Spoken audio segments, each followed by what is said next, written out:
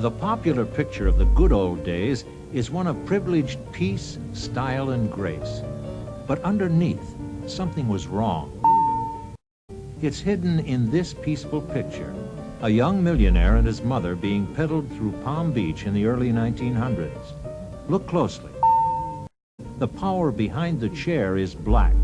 The vehicle, the only kind allowed in Palm Beach at the time, is called an Afromobile.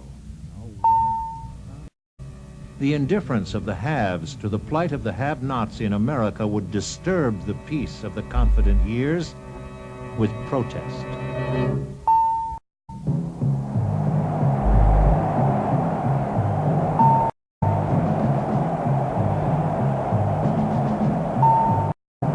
We have petitioned, and our petitions have been scorned. We have entreated, and our entreaties have been disregarded. We have begged, and they have mocked when our calamity came. We beg no longer, we entreat no more, we petition no more. We defied.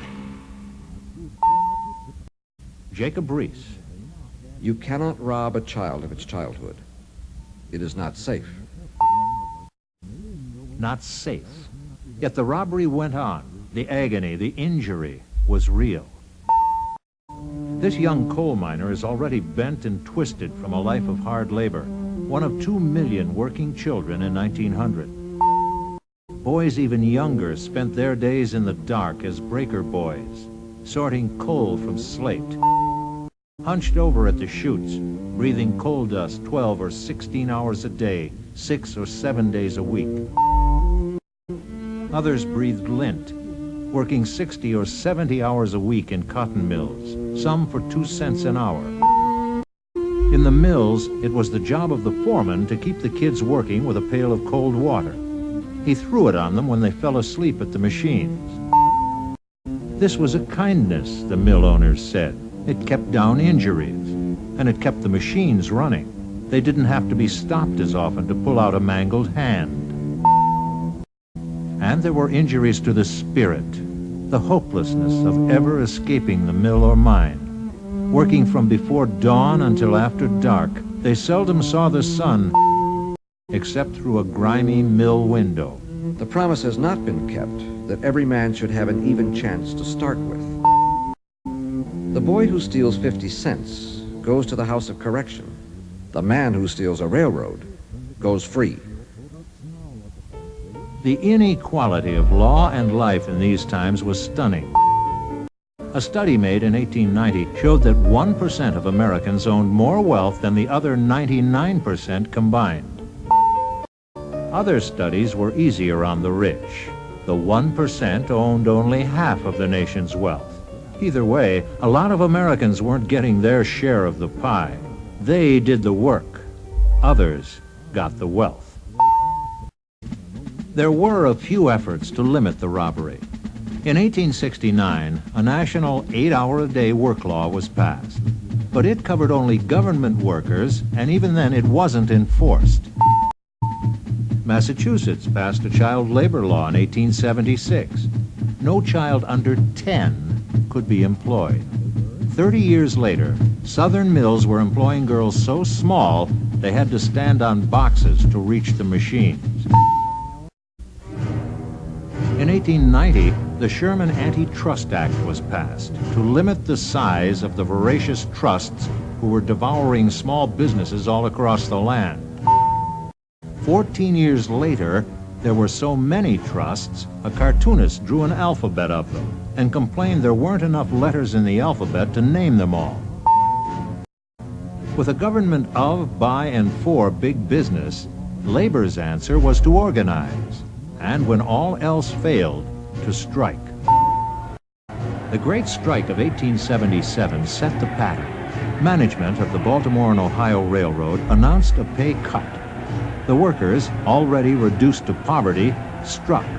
Newspapers thundered. The strike is nothing less than communism in its worst form. Unlawful, revolutionary, anti-American. A small war began. State militia against strikers. In other strikes to come, private armies would be used. As one rail owner said, I can hire one half of the working class to kill the other half. except some of the militia joined the strike. It spread like fire across the nation. Whole rail yards were set ablaze. Millions of dollars of property was destroyed. Private property. And private property was sacred in America. Any attack on property was seen as a red menace, the first stirrings of foreign anarchy in our land.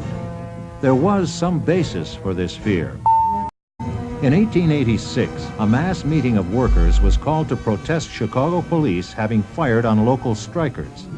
The meeting place was the Haymarket Square. The police were there. Someone threw a bomb. 7 policemen died. Over 50 were injured. Survivors opened fire. Some in the crowd fired back. The Haymarket bomb crippled the cause of labor for decades. Labor organizers were pictured as figures of death, promising workers reform, delivering destruction of the American way. No, the ladder of fortune for workers was built of the old virtues: industry, prudence, integrity. The steadfast worker in this Currier and Ives print mounts toward the tree of the good life, ignoring the call to strike in the background. And Thomas Nast pictured how fine a life had labor, returning home after an honest day's work, while the weary capitalists slaved far into the night, trying to make ends meet. There was no inequality, according to William Vanderbilt. I have my millions. They have the rewards of their daily toil. We're about equal in the end. Equal. At left, Mrs. Vanderbilt and son. At right, an unknown mother and child we've seen before in the ghettos of New York. And the city itself had need of reform. In the years right after the Civil War, New York was the private property of one man, William Marcy Tweed, the boss. Boss Tweed ran Tammany Hall, the headquarters of the Democratic Party, and the party ran the city, ran it into the ground with graft, a systematic looting of the city treasury to the tune of $200 million. Tweed in life, and as drawn by Thomas Nast, beyond the reach of the law. Tweed didn't care what the newspapers said about him. My constituents can't read, but they can see them damned pictures. Tweed was the original model for Nast's cartoon of the brains, a political robber baron. Said Tweed, Politics is a business, like any other. in a series of them damned pictures, Nast crusaded for reform of city government, an end to bossism. In this one, Tweed says, What are you laughing at? To the victor belongs the spoils. part of the spoils was the new county courthouse. Tweed's friends built it, and it ended up costing 50 times what it was supposed to. $12 million, more than had the nation's capital. Most of that went into Tweed's pocket. The symbol of Tammany Hall was the Tammany tiger. In his most famous cartoon, Nast drew the tiger at loose, with one of Tweed's favorite sayings as caption. Well, what are you going to do about it? What was finally done about it was to vote Tammany and Tweed out of office in the election of 1871. Here, the boss and his friends are caught in the collapse of Tammany Hall. 2 years of investigations and trials followed. Some Tammany leaders fled the country, all the way to New Jersey. But Tweed was sentenced to 12 years in prison. He escaped in 1875, ending up in Spain. But officials there had seen this Nast cartoon of him, thought he was a fugitive child kidnapper, and returned him to the U.S. 2 years later, William Marcy Tweed died in prison. Much of Tweed's power had come from places like this Fifth Avenue shantytown, where votes could be bought for a drink of whiskey or a bag of groceries. And the slums were ripe for reform. Summer in the city. In July and August, children died at the rate of 1,000 a week. Horses died too in the terrible heat. and the two were strangely connected. The Society for the Prevention of Cruelty to Animals, the SPCA, was formed in 1864 by Henry Bergh. The Society for the Prevention of Cruelty to Children was founded 10 years later by Henry Bergh.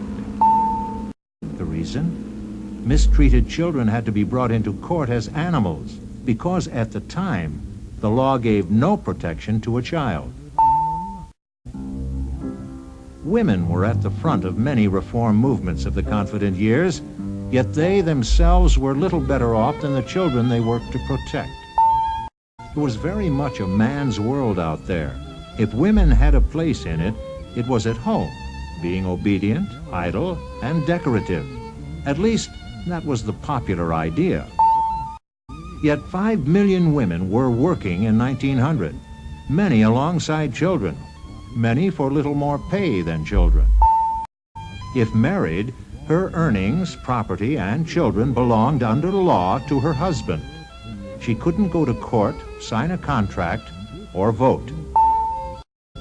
But she could sew in the dark and airless sweatshops of New York, turning out clothing for a few cents apiece. They were called sweatshops because owners kept doors and windows locked. The cloth was easier to handle. Sewing went faster in the heat. And they were locked in 7 days a week. If they refused to work on Sunday, they'd lose their job, as this sweatshop sign warns. This kind of forced labor became visible in the Triangle Factory fire of 1911. 146 workers burned to death inside the locked workrooms. Most were women. The Triangle Fire was a torch that lit up the whole industrial scene. If they couldn't vote, they could organize into unions, and they did. One union with a perhaps less life and death purpose was this one, the Women's Christian Temperance Union, the WCTU. After the Civil War, a newspaper had announced, "The next war in this country will be between women and whiskey." Or expressed another way, Lips that touch liquor shall never touch mine. these stormbirds of the temperance movement had one enemy, demon rum, and the demon's home was the saloon. The scene of 10 Nights in a Bar Room, a play as popular in its day as Uncle Tom's Cabin. The great moment in the play was the plea of little Mary. Father, dear father, come home with me now. The clock in the steeple strikes 1. The clock in the steeple kept striking. Little Mary kept pleading. Father kept drinking. It may seem comic now, but alcohol destroyed many lives. America was a hard-drinking nation, and the cost in broken homes and worse, lost labor, was high. Carrie Nation's first husband had died of the tremors. Dressed in battle black, armed with a Bible and a hatchet, she invaded the saloons of Kansas, greeting the bartender. Good morning, destroyer of men's souls. Shame on you, you rum-soaked ally of Satan. Then the mirror behind the bar fell victim to Carrie's hatchet.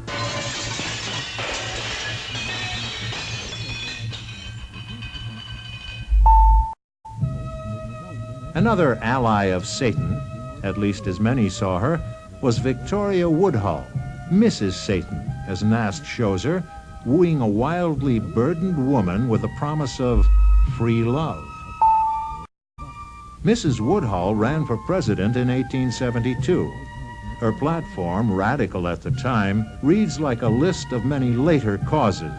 She was for easier divorce laws, world government, birth control, abortion, abolition of the death penalty and excess profits tax, public housing, short skirts, free love, and magnetic healing. But the seriousness of the long struggle for equality is in the faces of these pioneers in the movement.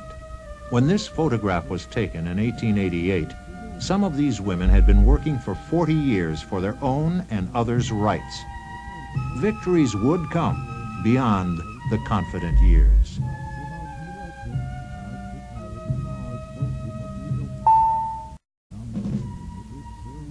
There was one group that saw no victories. Most blacks were as they had been left at the end of Reconstruction, without hope. They had gone from slaves to stereotypes and no further. Whites liked to think and write of them as happy coons, like old Sam, a former slave, reminiscing on life before the war. Them was good old times. Niggas didn't have nothing at all to do. There wasn't no trouble, no nothing. In 1892, a record 161 blacks were lynched. There were some efforts to better things. Booker T. Washington tried to fit blacks into the industrial labor market. William Du Bois looked forward to the time, far distant we know, when blacks would vote themselves upward toward equality. Another group unrepresented were the unemployed, and there were millions of them in the Depression years of the 90s. Jacob Coxey led a ragtag army of them to Washington, a petition with boots on, Coxey's Army. He came for jobs. He got 20 days in jail for walking on the grass of the Capitol. Coxey's Army went back home, still unemployed. Few victories, many defeats.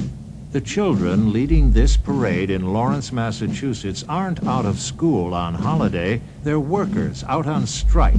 In 1913, when a stockholder in the Lawrence Mills advised, The way to settle this strike is to shoot down 40 or 50 of them. the record of reform in the Confident Years is not a story of victories, not I have won, but I will win. A story of beginnings, the conscience of America starting to stir. The old inequalities were still there, but the efforts begun to right old wrongs would continue. Some even into our own time.